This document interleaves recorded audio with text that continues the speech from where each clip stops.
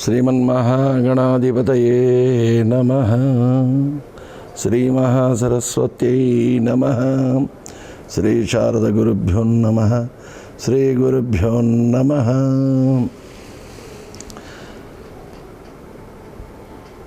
देवीं वाचमजनयन्त देवास्थां विश्वरूपा पशवो वदन्ति सा नो मन्द्रेशमूर्जन्दुघान धेनुर्वागस्मान्नुपसुष्टुतैतु। जगदम्ब विश्वपालिनी माता की जय। जगज्जननी रक्षक कर्तव्याన్ని స్వీకరించినటువంటి విశ్వపాలిని ఆ మహాకాళి, మహాలక్ష్మి, మహాసరస్వతి స్వరూపిణి దుర్గామాత శరన్నవరాత్రి ఉత్సవాలలో భాగంగా మనం మొదటి రోజు చెప్పుకున్నాం. అనేకమైనటువంటి ప్రతికూల శక్తులను సంహరింపజేయడానికి,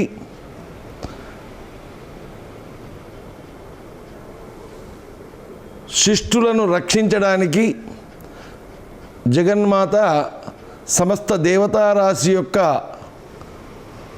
సమూహ శక్తితో ఉద్భవించినటువంటి ఆ దుర్గామాత శరన్నవరాత్రి ఉత్సవాలలో రోజుకొక స్వరూపంగా మనకు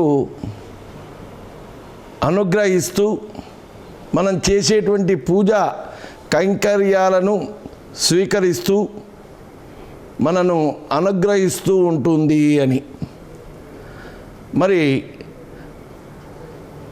ప్రథమం శైలపుత్రీతి, ద్వితీయం బ్రహ్మచారిణి, తృతీయం చంద్రఘంటేతి, కూష్మాండేతి చతుర్థకం, పంచమం స్కందమాతేతి.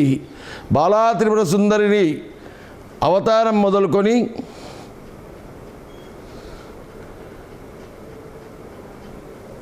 రాజరాజేశ్వరి అవతారం వరకు నవదుర్గలు, పట్టాభిషిక్తురాలైనటువంటి మహారాజ్ఞి స్వరూపిణి అయినటువంటి ఆ రాజరాజేశ్వరి స్వరూపం వరకు ఈ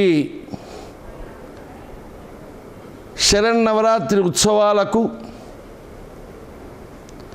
సాధకులకు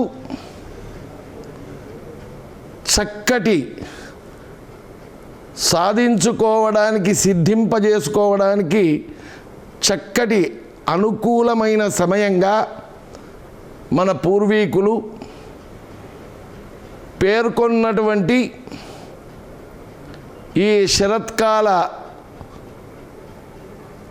శరదృతువులో వచ్చేటువంటి శరత్కాలంలో ఆశ్వయుజ మాసంలో వచ్చేటువంటి ప్రతిపద మొదలుకొని విజయదశమి వరకు శరన్నవరాత్రి ఉత్సవాలు విశ్వమంతా జరుగుతున్నాయి అని మనం తెలుసుకున్నాం. మరి శైలపుత్రి మొదటి అవతారం అయితే హిమవంతుడు పరాశక్తిని తన సంతానంగా కావాలని వేలాది సంవత్సరాలు తపస్సు చేసినటువంటి ఫలితంగా సతీదేవి అగ్నికుండంలోంచి ఉద్భవించినటువంటి బాలా త్రిపుర సుందరి జగన్మాత హిమవంతునికి, మేనకకు పార్వతీదేవిగా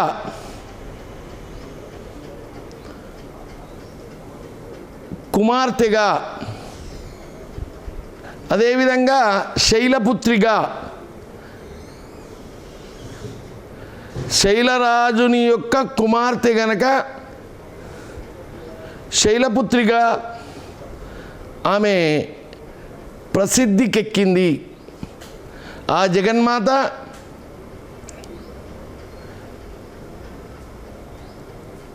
సౌందర్యలహరిలో చెప్పినట్టు శక్తి శివ యుక్తో శివశక్తియుక్తో అనబడేటువంటి ఆ పరాశక్తి ప్రకృతి పురుషాత్మకం జగత్, ఈ జగత్తుమంతా కూడా పరిపాలన చేయడానికి ప్రకృతి స్వరూపమైనటువంటి జగన్మాత పరబ్రహ్మ స్వరూపమైనటువంటి పరమశివుడు సాంబ సదాశివుడు కలిస్తేనే ఈ జగత్తంతా కూడా సుభిక్షంగా దుష్ట శిక్షణ శిష్ట రక్షణ కలుగుతూ జగత్ పరిపాలన జరుగుతుంది అనే భావనతోటి అనేక మంది రాక్షసులు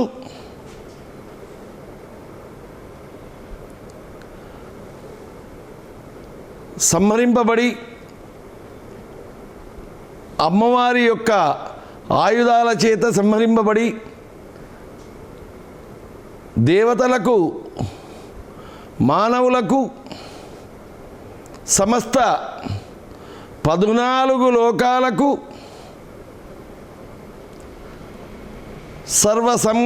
సంరక్షణిగా ప్రసిద్ధిగాంచింది జగన్మాత. ఆ శైలపుత్రి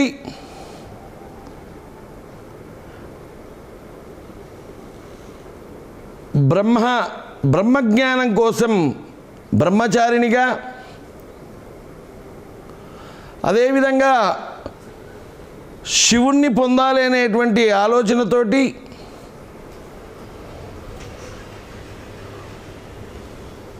తపస్సు ఆచరించి దేవతలందరి చేత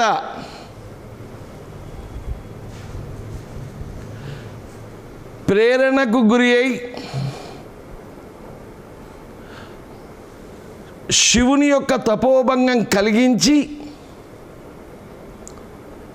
పార్వతిని పరిణయం చేసుకోవాలనేటువంటి ఆలోచన కలిగించడానికి తారకాసుర సంహారం కోసం దేవతలందరూ మన్మథుణ్ణి ప్రేరేపించి శివ తపోభంగాన్ని కలగజేయడానికి పంపించారు. మన్మథుడు వేసినటువంటి పుష్పబాణానికి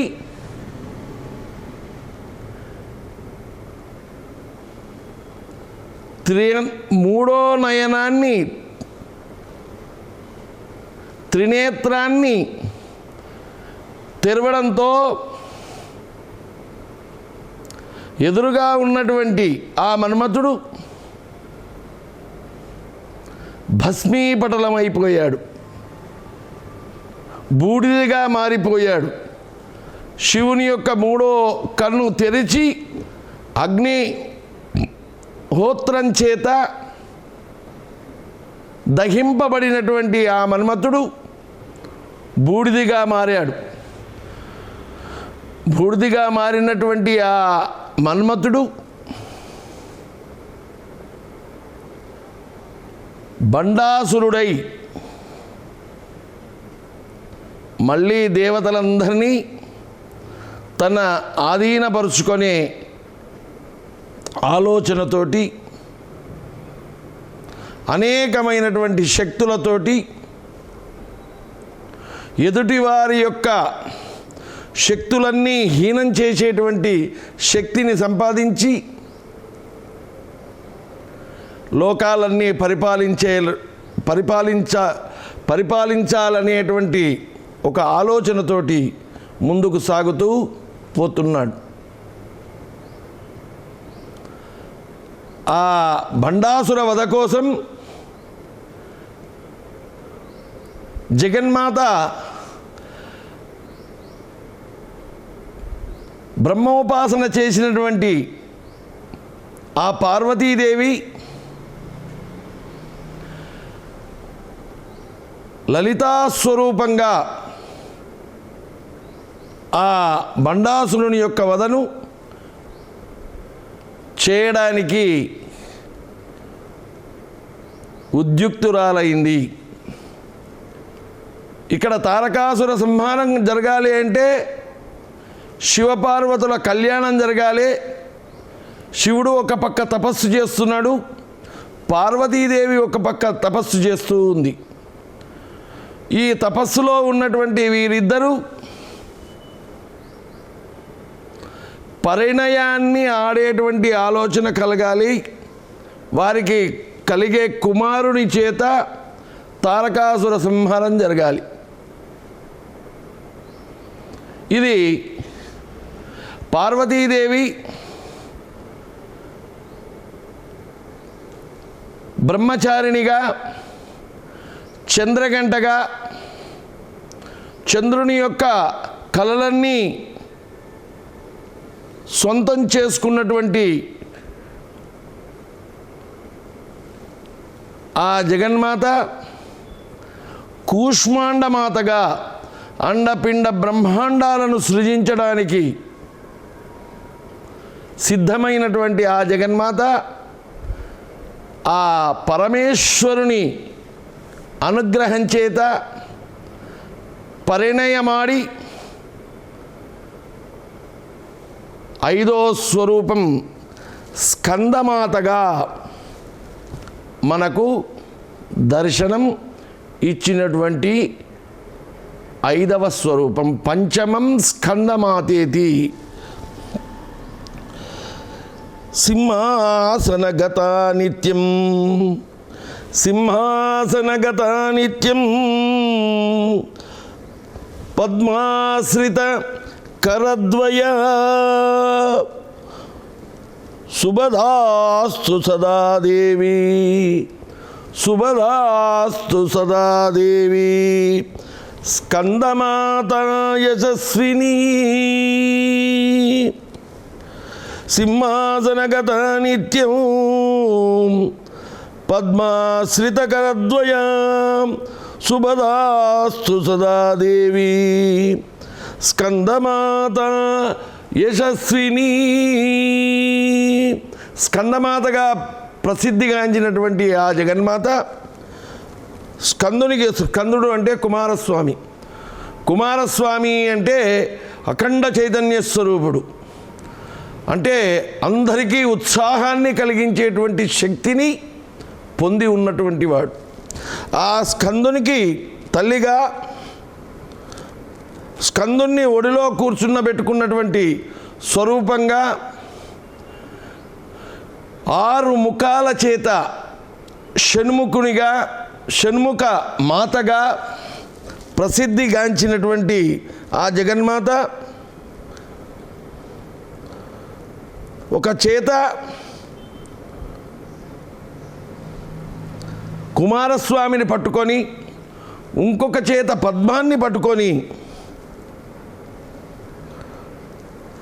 ఇంకొక చేయి అభయహస్త ముద్రతో మనను ఆశీర్వదిస్తూ తెల్లటి రంగుతో శోభిస్తూ ఉన్నటువంటి ఆ జగన్మాత సాధకులకు స్కందమాతగా అనుగ్రహాన్ని కలగజేస్తున్నటువంటి ఈ శరన్నవరాత్రి ఉత్సవాలలో 5వ రోజు మనకు దర్శనమిచ్చి అనుగ్రహించి యోగ సాధకులకు కుండలినీ శక్తిని ఆజ్ఞాచక్రం వైపు ప్రసరింపజేసి సాధకులకు సిద్ధిని కలగజేయడానికి దోహదం చేస్తున్నటువంటి తల్లి. మరి ఆ స్కందమాత అవతారం వలన ఆ స్కందుని వలన తారకాసుర సంహారం జరిగి దేవలోకమంతా కూడా ఆ జగన్మాత శివపార్వతుల శరణు వేడడం వలన వారి వారి దేవతలందరూ కూడా వారి వారి స్వస్థానాలలో ఆనందంగా ఉండగలిగారు. ఈ స్కందమాత 5వ అవతారం అయితే కాత్యాయని అవతారం 6వ అవతారం. ఒక స్త్రీ పరిపూర్ణమైనటువంటి స్త్రీత్వాన్ని పొందాలి అంటే బాలాస్వరూపిణి, బ్రహ్మచారిణీ స్వరూపిణి, చంద్రఘంటా స్వరూపిణి, కూష్మాండా స్వరూపిణి, స్కందమాత తల్లిగా, అదేవిధంగా వచ్చినటువంటి కార్యం సిద్ధింపజేసుకోవడానికి, దుష్ట శిక్షణ శిష్ట రక్షణ చేయడానికి, ముల్లోకాలను కాపాడడానికి కాత్యాయని స్వరూపిణిగా తపస్సే తన ఆయుధంగా మార్చుకొని అనేకమైనటువంటి శక్తులను పొంది మహాకాళీ స్వరూపంగా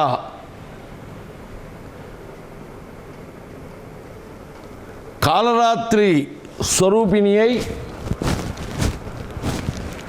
అజ్ఞానాన్ని ఛేదించడానికి, కామక్రోధ లోభ మోహ మద మాత్సర్యాది అరిషడ్వర్గాలు సాధకుని నుంచి దూరం చేసి సాధకునికి సన్నిహితమై ప్రసన్నవదనమై మహాగౌరిగై సహస్రారమందు హృదయ పద్మమందు సిద్ధిదాత్రిగా హృదయంలో పట్టాభిషిక్తురాలిగా రాజరాజేశ్వరిగా మనకు ఈ శరన్నవరాత్రుల్లో మనకు అనుగ్రహం ఇవ్వడానికి ప్రతి నిత్యం ఒక్కొక్క స్వరూపంలో మనకు దయ ఉంచి కరుణతో జీవన గతిని తెలిపి మార్గాన్ని సుగమం చేసి మోక్ష పథానికి మనకు తీసుకువెళ్ళడానికి మార్గం సుగమం చేసేటువంటి తల్లి. ఈ విధంగా మాయాస్వరూపమైనటువంటి ప్రకృతి పురుషంతో లీనం కావాలి అంటే మాయా ప్రకృతి నుంచి ఉద్భవించినటువంటి మనం సత్యమైన నిత్యమైన శాశ్వతమైన ఆ పరబ్రహ్మను దర్శించాలి అంటే ప్రకృతి వల్ల కలిగినటువంటి ఈ మాయను, మాయా పొరను తొలగించుకొని ఆ పరబ్రహ్మను దర్శించడానికి ఈ జగన్మాత ప్రకృతి స్వరూపిణి అయినటువంటి ఈ జగన్మాత కృప కటాక్షం మనకు అవసరం. మాయాతీతమైనటువంటి ఈ శరీరం పరబ్రహ్మను పొందడానికి మాయాకు అతీతమై పరబ్రహ్మను పొందాలి అంటే సత్యాన్వేషణ చెయ్యాలి. శాశ్వతమైన నిత్యమైన పంచవిధ ఉపాసనలన్నీ కూడా ఈ ప్రకృతిలోనే సమన్వయమై ఉన్నటువంటి ఆ పంచబ్రహ్మలు ఎవరైతే ఉన్నారో ఆ పంచబ్రహ్మలు ఈ ప్రకృతిమయంలోనే లీనమై ఉండడం వలన ఆ లీనమైనటువంటి ఆ పంచబ్రహ్మలను ఈ ప్రకృతి కలిగించేటువంటి మాయను, మాయాపొరను తొలగించుకొని మనం ఆ పరబ్రహ్మను దర్శించాలి అంటే మాయాతీతులమై ఉండాలి. ఈ మాయకు అతీతులమై ఉండాలి. ఈ పంచమహాభూతాలు ఏదైతే ప్రకృతి ఉందో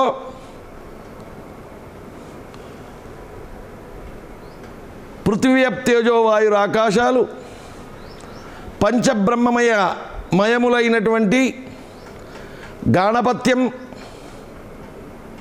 భాస్కర, సూర్యనారాయణ స్వామి, మాహేశ్వరి, మహావిష్ణువు, శివుడు, ఈ పంచవిధ ఉపాసనలన్నీ కూడా ఈ ప్రకృతి తత్వమైన పంచమహాభూతాల్లో ఇమిడి ఉండడం చేత భూమి శివతత్వం కలిగి ఉండి, నీరు జలం గణపతి తత్వం కలిగి ఉండి, సూర్యనారాయణుడు వాయుతత్వం కలిగి ఉండి, జగన్మాత మహేశ్వరి అగ్నితత్వం కలిగి ఉండి, ఆకాశతత్వాన్ని కలిగినటువంటి శ్రీ మహావిష్ణువు ఈ పంచవిధ ఉపాసనల వలన మన పంచభూతాత్మకమైనటువంటి ఈ శరీరం విమలమై శుద్ధమై ఆ పరబ్రహ్మను దర్శించడానికి దోహదం చేసేటువంటి కుండలినీ శక్తిని మూలాధారం నుంచి స్వాధిష్టానం నుంచి మణిపురం నుంచి అనాహతం నుంచి విశుద్ధం నుంచి ఆజ్ఞ నుంచి సహస్ర దళ పద్మంలో ఆ పరబ్రహ్మను దర్శించడానికి మానవ జన్మ ఎంతో సాధన చేయవలసి ఉంటుంది. ఈ సాధనలో ప్రకృతి కలిగించేటువంటి మాయలు అవే శత్రువులు, అవే